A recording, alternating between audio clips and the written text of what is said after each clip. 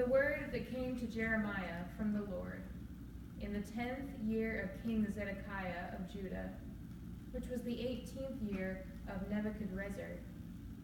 At that time the army of the king of Babylon was besieging Jerusalem, and the prophet Jeremiah was confined in the court of the guard that was in the palace of the king of Judah, where King Zedekiah of Judah had confined him.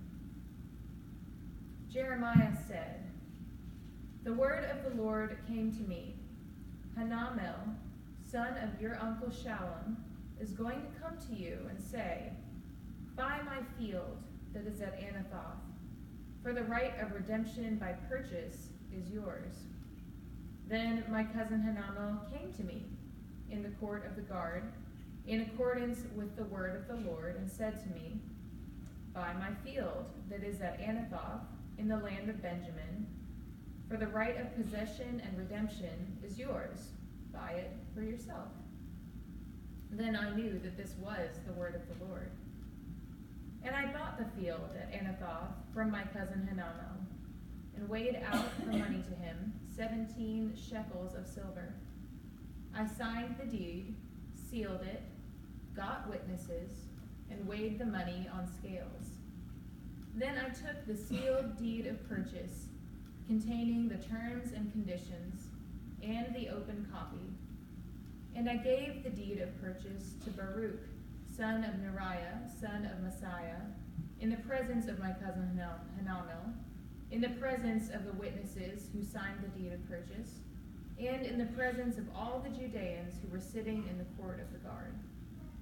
In their presence I charged Baruch, saying, 'Thus says the Lord of hosts, the God of Israel, take these deeds, both this sealed deed of purchase and this open deed, and put them in an earthenware jar, in order that they may last for a long time. For thus says the Lord of hosts, the God of Israel, houses and fields and vineyards shall again be bought in this land.'" This is the word of the Lord. Thanks be to God. Well, today we've come to our last reading from Jeremiah for a while. We've been in this book for about a month, and there's so much of it that we haven't covered, but we've gone through quite a few different things. We've traveled with Jeremiah through times of pain, anger, grief, fear, but this morning we come to a new part in his story, which is a little bit of hope. At first, the situation does not look so hopeful. Jeremiah has been imprisoned by the Judean king, his own king. Jerusalem was under siege by the Babylonian army. The invasion had started that he had warned everyone about for so long. This was a particular battle tactic in that day. See, the city of Jerusalem was surrounded by walls. The Babylonian army would come all around the city. Jerusalem would shut up its gates, and they would play really a waiting game. Either Jerusalem would get up enough troops and weapons and strength to go out and beat the Babylonian army, or they would just wait until they ran out of food and supplies, and they would have to surrender. The problem was that Jeremiah was going around and telling everyone that the Babylonians were going to win, and that King Zedekiah would be captured. These were the words of the Lord. This was a true prophecy about what was coming. But of course, King Zedekiah did not want to hear that. He didn't want to hear that he was going to lose, and he didn't want anyone else to hear it either. So he locked up Jeremiah in the guard's court, basically the guard's office, where no one would be able to hear his prophecies anymore. See, what the king and the people wanted to hear was hope, right? They wanted to hear that everything was going to be all right, that God was going to swoop in and just get rid of the Babylonian army, that King Zedekiah would be victorious. The problem was, though, they'd been warned, but they'd chosen this for themselves. Jeremiah had told them for years that this was coming if they didn't change their ways. But But that's not what they had wanted to hear. They wanted to hear that they could keep doing whatever they wanted and never pay any consequences. But that just wasn't the truth. But even in the middle of this siege that they were going to lose, even in the middle of Jeremiah being imprisoned, in the middle of Jerusalem losing their battle against the Babylonians, somehow hope still appeared. It just wasn't in the way that anyone expected. Jeremiah received a message from the Lord, telling him that his cousin was going to show up there in the court of the guard and offer Jeremiah a piece of land to buy in his hometown called Anathoth. In Jeremiah's day, just as today, they had laws and rules about who land went to when the owner died, who inherits what, who has the right of first refusal when something is being sold. We don't know exactly why this land had fallen into Jeremiah's right. We don't know whose it was originally, or how all the legal things worked at that time. But somehow it had come to Jeremiah that it was his particular right to buy this field. That's what his cousin came to tell him. So Jeremiah did. The extraordinary thing about this story, when I read it in the midst of everything else that happens in Jeremiah, is that it's so extraordinarily mundane. This is such a boring thing to happen in the middle of a war. Here we are, people are fighting and dying. Jerusalem is suffering. They're surrounded by the army. They're running out of food and supplies.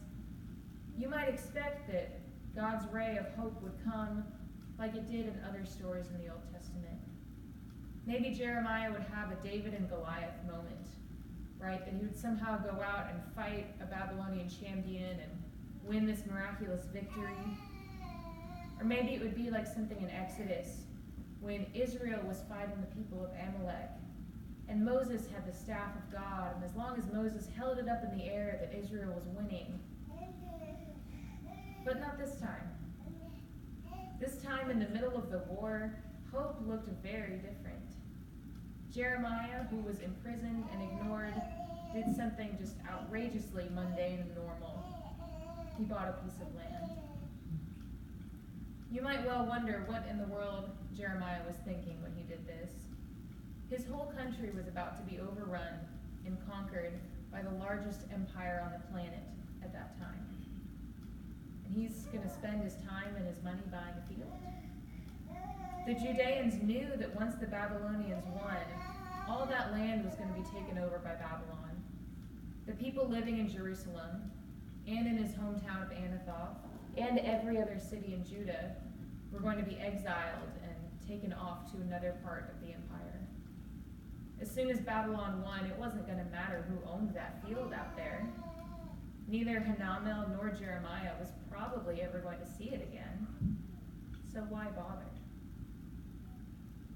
The thing is, in times of distress and despair, sometimes it's the simple, everyday things that give us the most hope. Jeremiah buying this field was a message of hope for the people of Israel. Look at how he did it. They give us all these details about what he did for a reason. He met with his cousin. He signed all the legal documentation. He got witnesses so it would be official. He made sure that everyone else in the court of the guard where he was knew what he was doing. He even made an extra copy of all the deeds and the paperwork and gave it to his assistant Baruch to preserve in a jar so that it would be seen way in the future by future generations. Jeremiah was as public about this as possible because God was saying something through Jeremiah's actions. This last verse says, "Houses and fields and vineyards shall again be bought in this land." That was a powerful promise. Basically, the message was that there was still hope for the people of Judah. Their land wasn't going to be lost forever. Someday in the future, things would be back to normal. This wasn't the end. They would live and they'd work and they'd do business here again in the land that God had given them generations before. It wasn't going to be immediate. Jerusalem was still going to be destroyed. The exile was still going to happen at first that that wasn't going to be the end of the story. They might be losing this battle. And even though it was a big battle to lose, in the end they weren't going to lose the war. What does hope look like? For the Judeans at this point, it didn't look how they expected. It wasn't a big victory. It was a small act of confidence that one day things would be right again. It was confidence that wasn't placed in what they saw around them. Looking at his situation, locked up, about to lose, no one's listening to him, Jeremiah had no reason to believe that things were going to turn around, but he put his confidence in what God had to say. See, Jeremiah's small act of confidence in God shows us that hope is more than just a feeling. It's not just a feeling of optimism. Oh, I feel hopeful about this. We say that sometimes. And it's not necessarily a big victory or a big turning point in what our situation looks like. Sometimes we wait until things have turned around and we can see the light at the end of the tunnel where we say, oh, there's some hope. But that's not what this was either. This hope was a sign of trust. Trust in God's word. Trust in God's promises. Trust in God's faithfulness. See, we can't always trust the circumstances around us to tell us what the future will hold. We might not be able to see the light that's at the end of the tunnel, but God might tell us that it's there. We can't trust our own ability to make changes. So many times it doesn't depend on what we can do. We can't trust our own feelings and our own desires either to guarantee anything. A lot of times what we feel and what we think in a bad situation is not really the truth. It's just a feeling. So what can we trust? We can trust our God, who is always, always faithful. God's promises never fail. God never promises anything that he can't keep, because God can keep any promise. God never promises anything that he won't keep, because he is always faithful. See, Jeremiah knew this. He demonstrated it. And he took that simple action, that little decision of buying a field that he would never see. It was a promise to future generations